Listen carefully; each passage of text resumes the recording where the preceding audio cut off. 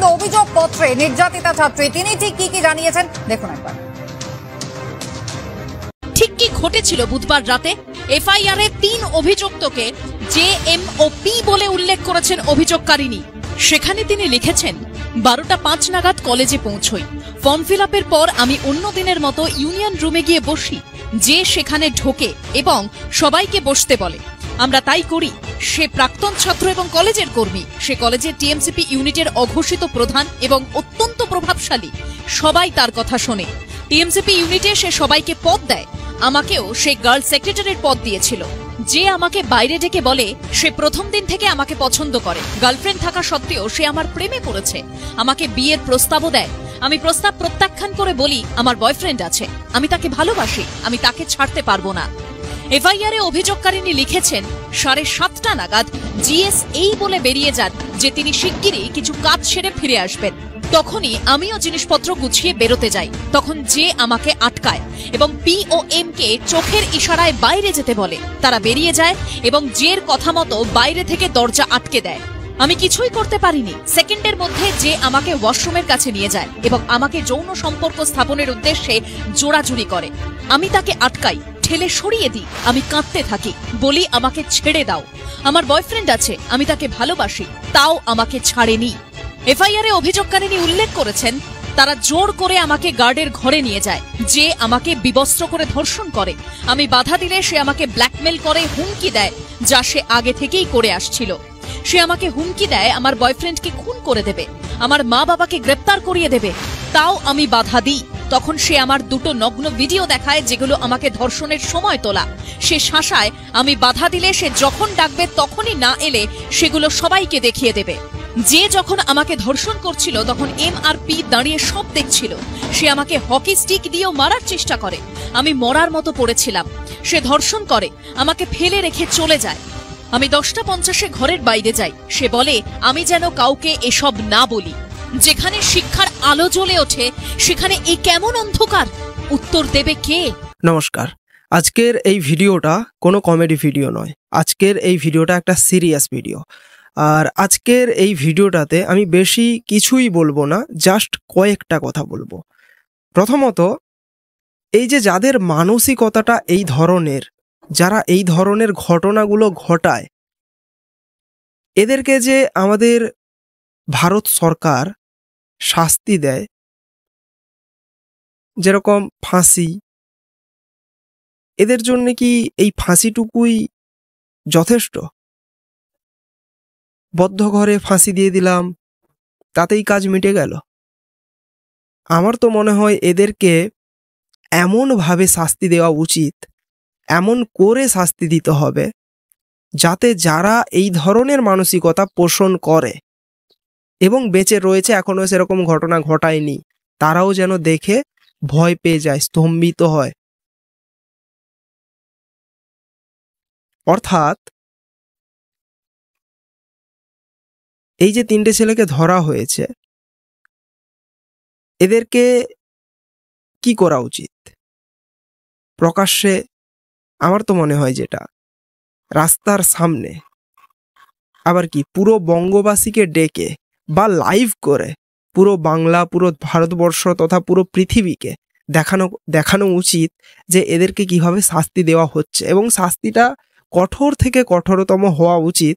সঙ্গে সেই যে শাস্তিটা, সেটা অবশ্যই টোটাল ওয়ার্ল্ডে লাইভ করে দেখানো উচিত, যাতে করে যারা এই ধরনের মানসিকতা পোষণ করে তারাও যেন দেখে একদম ভয় পায় আর কি। এইবার আসি আরেকটা প্রশ্ন, এই ধরনের সাহস, এত সাহস এরা কোথা থেকে পাচ্ছে? কাদের হাত রয়েছে এদের মাথায়? কতই বা শক্তিশালী হাত রয়েছে এদের মাথায়, যার ফলে এরা এই ধরনের ঘটনাগুলো ঘটিয়েই চলেছে, আর তারপরেও ভাবছে যে তাদের কিচ্ছু হবে না, শাস্তি তো হওয়া দূরের কথা। তো সত্যি এরা কতটা প্রভাবশালী, কিংবা কতটা প্রভাবশালীর হাত এদের মাথায় রয়েছে, আজকে সেটাও একটু দেখব। যাদের নামে এই এলিগেশন আছে তারা তৃণমূল কংগ্রেসের সাথে কোনোদিন কানেক্টেড নয়, নো ওয়ে কানেক্টেড। সমর্থক কিনা আমি বলতে পারবো না, তৃণমূল কংগ্রেসের সাথে কোনো সম্পর্ক নেই। কোনো সম্পর্ক নেই, তৃণমূল কংগ্রেসের সাথে কোনো সম্পর্ক নেই। আদর্শে যারা তৃণমূল কংগ্রেস করে তারা কোনোদিন অন্যায় করতে পারে না, যারা আদর্শে তৃণমূল কংগ্রেস করে তারা অন্যায় করে না। কলকাতার মেয়র ফিরহাদ হাকিম তিনি বলছেন যারা তৃণমূল কংগ্রেস এই দলটা অর্থাৎ মা মাটি মানুষ এই দলটা যারা আদর্শের সঙ্গে করে তারা নাকি কখনো কোনো অন্যায় করে না। সেই সঙ্গে তিনি আরও এটা বললেন ওই তিনজনের নামে যে অভিযোগ রয়েছে অর্থাৎ যাদের নামে অভিযোগ রয়েছে তারা এই মা মাটি মানুষের সরকার অর্থাৎ তৃণমূল কংগ্রেস এই দলটার সঙ্গে কোনোভাবে যুক্ত নয়। তারা এই দলটার সমর্থক হতে পারে, এই পার্টিটার সমর্থক হতে পারে, কিন্তু তারা এই দলটার সঙ্গে সরাসরি কোনোভাবে যুক্ত নয় এবং তারা কোনো পদেও ছিল না। কিন্তু এইবার আপনাদেরকে আমি একটা ক্লিপ দেখাচ্ছি, সেটা একটু মনোযোগ সহকারে শুনবেন, তারপর কথা বলছি। কোনো এক সময় সে যখন ছাত্র অবস্থায় ছিল সে দক্ষিণ কলকাতা জেলার সবচেয়ে নিম্ন পোস্ট, মানে যারা যেখানে আপকামিং স্টুডেন্টদের আমরা ছাত্র নেতাদের তুলে আনি বলে ভাবি, সেই অর্গানাইজিং সেক্রেটারি আমরা আমাদের যে জেলার সভাপতি আছে সে সেই সময় করেছিল। সেই অর্গানাইজিং সেক্রেটারি আমরা আমাদের যে জেলার সভাপতি আছে সেই সময় করেছিল।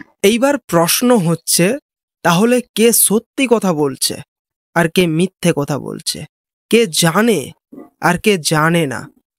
কেউ জানুক না জানুক, সত্যি মিথ্যে সব কিছুর ওপরে গিয়ে এই যে বিকৃত মস্তিষ্কের মানুষগুলো যারা এই ধরনের ঘটনাগুলো ঘটাচ্ছে এত সাহস পাচ্ছে কোথার থেকে? এবং দ্বিতীয়ত ফিরহাদ হাকিম কলকাতার মেয়র তিনি এই কথাটা বললেন যে মা মাটি মানুষের সরকার যারা আদর্শের সহিত করে, সোকল্ড আদর্শের সহিত করে, তারা নাকি কোনোদিন অন্যায় ফন্যায় এসব কিছুই করে না। তো কসবা এই যে কলেজটা আরজি কর, তার আগে আরো অনেক ঘটনা ঘটেছে, আমরা অনেক এই ধরনের কথাও শুনতে পেয়েছি। আরে ও তো শরীর খারাপ ছিল এরকম কিছু একটা, আর বন্ধু টন্ধু থাকতেই পারে, বয়ফ্রেন্ড তো থাকতেই পারে, মেয়েটা প্রেগনেন্টও ছিল হয়তো, এরকমও কথা শুনেছি আমরা আমাদের এই রাজ্যে থেকে। পুজোর দিন মানুষ কোথায় আনন্দ করবে, একটু মহালয়ের গান শুনবে, জীবনটাকে উপভোগ করবে, তা না সকাল থেকে একটা ঘটনা ঘটলেই সেটাকে নিয়ে দেখাচ্ছে বারবার। সেটা যে 10 কোটি লোকের মধ্যে একটা ছোট্ট ঘটনা, এটা কোনো ন্যূনতম ঘটনাও হতে পারে না। বাংলার মাটি প্রতিদিন এমন একটা দেখানো হচ্ছে যেন ধর্ষণের মাটি। আরে একটা দুটো ঘটনা এই যে তোমরা দেখাচ্ছ বারবার একটা বাচ্চা মেয়ে মারা গেছে নাকি রেপ হয়ে, আপনি রেপ বলবেন না প্রেগনেন্ট বলবেন না লাভ অ্যাফেয়ার্স বলবেন? এটা এনকোয়ারি করেছেন কি অ্যাকচুয়াল রেপ হয়েছে না প্রেগনেন্ট ছিল বা অন্য কোনো কারণ হয়েছে, নাকি কেউ ধরে ধরে চড় মেরেছে, শরীরটা খারাপ হয়েছে? লাভ অ্যাফেয়ার্স তো ছিলই। আসলে এই বিকৃত মস্তিষ্কের মানুষগুলো তখনই সাহস পায় যখন এরা নিজেরা হয় প্রভাবশালী হয় বা এদের মাথায় কোনো প্রভাবশালীর হাত থেকে থাকে। আর যখনই এই প্রভাবশালী ব্যাপারটা চলে আসে তখনই এই ধরনের ঘটনাগুলো লক্ষ্য করা যায়। তো এক্ষেত্রে বাংলার মানুষই জানে যে কাদের হাত এদের মাথায় থাকতে পারে, আমি কিছুই বলবো না। যাই হোক, চলো আরও এরকম ভিডিও দেখা যাক যেখানে কিছু বিকৃত মস্তিষ্কের মানুষগুলো ওই সমস্ত বিকৃত মস্তিষ্কের মানুষগুলোকে সাপোর্ট করে, দেখতে গেলে প্রত্যক্ষভাবে সাপোর্ট না করলেও পরোক্ষভাবে ওই বিকৃত মস্তিষ্কের মানুষগুলোকেই সাপোর্ট করছে। আর সেটা তাদের কথা শুনলে ভালোভাবে বুঝতে পারবেন আপনারা। দেখুন, वो लड़की अगर नहीं जाता तो ये घटना नहीं घटते थे, वो लड़की अगर नहीं जाता तो ये घटना नहीं घटते थे। अगर जाने का टाइम लड़की किसी को बता के जाते थे, 2 सहेलियां लेके जाते थे, ये नहीं घटते। বারবার আমি এক কথাই বলছি যে এই সমস্ত ক্রিমিনালিটি মলেস্টেশন এটা কারা করে? কিছু পুরুষ করে। মহিলাদের রাত জাগো দিন জাগো, নিরাপত্তার কি আছে? সব জায়গায় তো একই অবস্থা। আপনার পলিটিক্যাল এজেন্ডা আছে, আপনি নিয়ে মাইক নিয়ে এসছেন আমরা মিডিয়া থেকে, নিরাপত্তা সবই রয়েছে, কিন্তু একজন বন্ধু যদি বান্ধবীকে রেপ করে তাহলে সেখানে নিরাপত্তা কি করে দেবে বলুন তো আমাকে? কলেজের ভেতরে যদি করে সেখানে পুলিশ থাকবে? কলেজে শিক্ষা প্রতিষ্ঠান, আরে ভাই শিক্ষা প্রতিষ্ঠানে কি পুলিশ থাকবে? আপনি বলুন না। নিরাপত্তা কাকে দেবে? নিরাপত্তা তো তার সহকর্মীরা দেবে, সেখানে সহকর্মীরা করছে, তাহলে অন্যায়টা কারা করছে?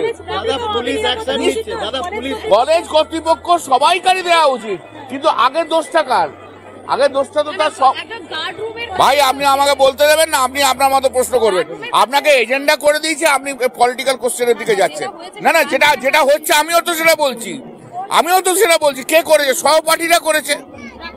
হ্যাঁ, প্রাক্তনরা ঢুকলো কি করে? তাদের সঙ্গে নিঃসন্দেহে প্রাক্তনরা যখন ঢোকে তখন সেই নিঃসন্দেহে কিছু লিঙ্ক আছে। তো আজকের ভিডিওটা এখানেই শেষ করছি, কিন্তু ভিডিওটার সম্পর্কে কি ওপিনিয়ন অবশ্যই কমেন্ট করে জানাবেন। আমাদের রাজ্যে যে এই ধরনের ঘটনাগুলো ঘটে চলেছে, অনবরত ঘটে চলেছে, এবং তারপরেও যাদের সঙ্গে ঘটনা ঘটে তাদের ওপর দায় চাপানোর যে একটা চেষ্টা চলে, সে বিষয়েও আপনাদের মতামত কি অবশ্যই কমেন্ট করে যাবেন। দেখা হচ্ছে নেক্সট ভিডিওতে। জয় হিন্দ।